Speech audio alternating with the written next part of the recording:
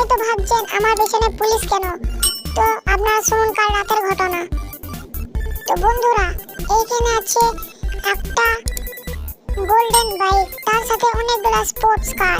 তো আমি সেখানে গোল্ডেন বাইকটা চুরি করতে এসেছি। তো বন্ধুরা দেখো, আমরা চলে এসেছি, দিয়ালে টোপিয়ে দিলাম আমি। তো দেখো ওই তো গোল্ডেন বাইকটা। তো আপনারা আগে দেখো এই রেড কোবরা বাইকটা এবং এই ব্লু ড্রোন বাইকটা, এই দুটো আমার ফেভারিট। কিন্তু এখানে সবথেকে দামি হচ্ছে এই গোল্ডেন বাইকটা।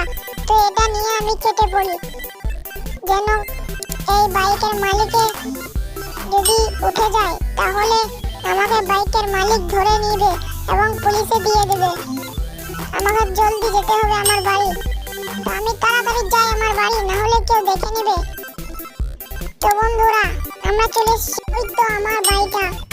ফ্র্যাঙ্কলিন হয়তো ভুলে গেছে তার সাইকেলটা সেখানে আছে। তো বন্ধুরা, আমরা চলে এসেছি। এবার এই গাড়িটাকে পিছন দিকে পার্ক করে দিলাম যেন কেউ দেখতে না পায়। এবার আমাকে জলদি করে শুয়ে যেতে হবে। আরে ফ্র্যাঙ্কলিন, তুই বের হ, তোর সাইকেলের ছাপটা দেখে আমরা বুঝে নিয়েছি তুই ওই গোল্ডেন গাড়িটা চুরি করেছিস।